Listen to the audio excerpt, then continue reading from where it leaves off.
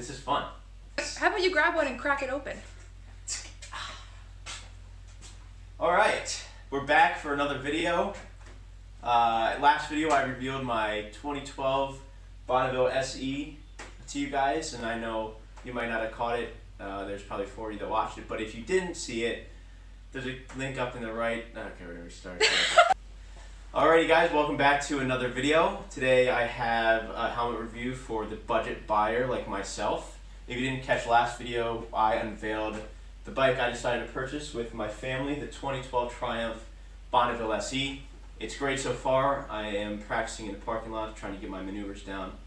But so far so good. So let's jump right into the helmets. When buying a helmet, 3 things come to mind. I see the looks of it, protection, and price point. First and foremost, I like the protection. I learned a little bit about density liners, and I wanted a helmet that had, if possible, multiple EPS liners. They provide different levels of protection at different speeds, at least from what I read and from other reviews I've seen. So I tried to narrow my searches down to helmets that had at least 2 EPS different density liners in them. Price point as well, I didn't want to go anywhere over $200. I was hoping to find maybe a $300 helmet at 50% off on RevZilla or something like that, but I was unable to, and I actually came across 2 that are really good. Both around the $150 price point with the liners, easy removable face guards, and in my opinion, look very good. The first helmet I bought and decided to purchase was my front runner going into the buying process, the HJC I-10. So I got this bad boy in a matte anthracite color, which I thought would be along the lines of a blue, more of a blue matte, but it is more gray. Let me get it out for you. So this is the HJC I-10. It offers everything that I looked for in terms of price, protection, and style. I got this in the matte anthracite color. It looks pretty good. I thought it would be more blue, but it turns out to be, I would say, more of a matte gray to it. As far as protection goes, the HJC I-10 checks all the boxes. There are 2 certifications that you want to look out for if you're in the United States. One being the Department of Transportation, or DOT, safety standard, and the other being SNELL. SNELL is a bit above DOT. It's more rigorous in its testing, and in my opinion, it brings me the comfort to have that certification on the helmet.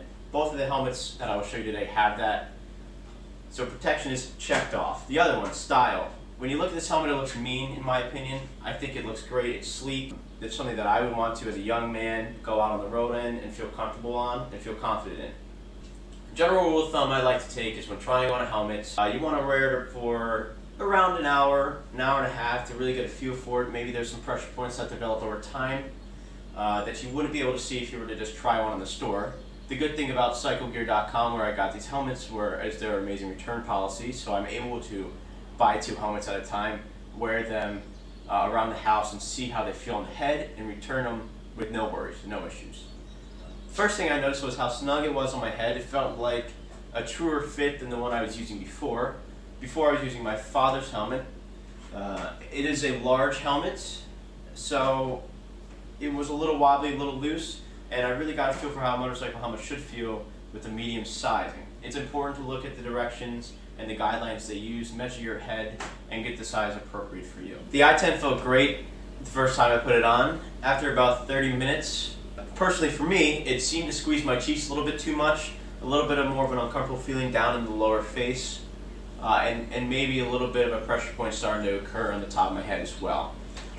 As far as material and padding goes, the inner cheek pads are removable and washable, which is a good feature to look out for. As far as materials in the helmet, I felt that they were a little coarse against my skin. Maybe were more abrasive. I had a beard before this, and it was really grabbing on the hair, so I pulled the helmet off and put it back on with my beard, so that's something to look out for as well. The second helmet I found to hit the 3-piece price point, protection, and style was the Scorpion XO R420. Let's jump into it. The Scorpion XO 420 comes in at around a $149.99 plus tax, varying from where you live. I was able to pick it up for around $162, making it a slightly more expensive option than its competitor, the HJC I-10. This one, about $15 more. Ratings, and certifications for safety are the same, however. It comes with the Department of Transportation safety certification as well as a Snell approval, giving me the confidence on the road to feel like I'm protected and secure as much as I can be.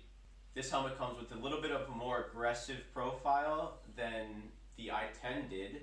As you can see, it has more of a drop towards the back of the helmet, meets more of a taper. I personally like this style. I think it looks great. However, from comments from my family, I did notice, and trying them on, I noticed that this is a bit of a wider helmet than the I-10 will give you. This helmet comes in a variety of colors. Something Scorpion does that I've seen more so than other brands is put decals on their helmets.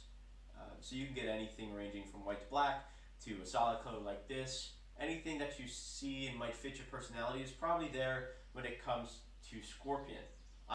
I picked up the XO420 in the titanium colorway. I thought this paired with the black made a really good contrasted colors. It's a little brighter too than the anthracite I picked out for the other helmet.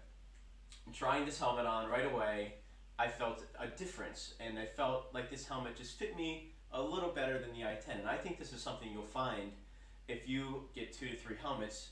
One will just speak to you more. After wearing the XO420 for around an hour, hour and a half, I noticed a few things that stood out to me. For one, the quality of the inner pads seemed to be better, or at least more comfortable than that of the HJC I-10.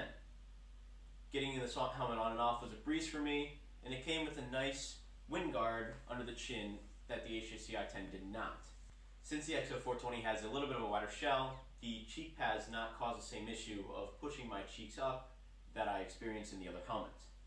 In no way does this helmet feel loose, it just feels like it fits a little bit better. I know a lot of riders like to wear sunglasses when they ride if they don't have a tinted visor, so I put some on and I tried them on with both helmets.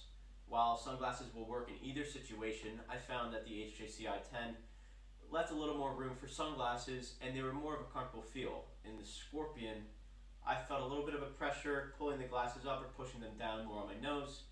With a little finagling, you were able to get them the way you wanted, but it was certainly much easier to do with the HJC I-10.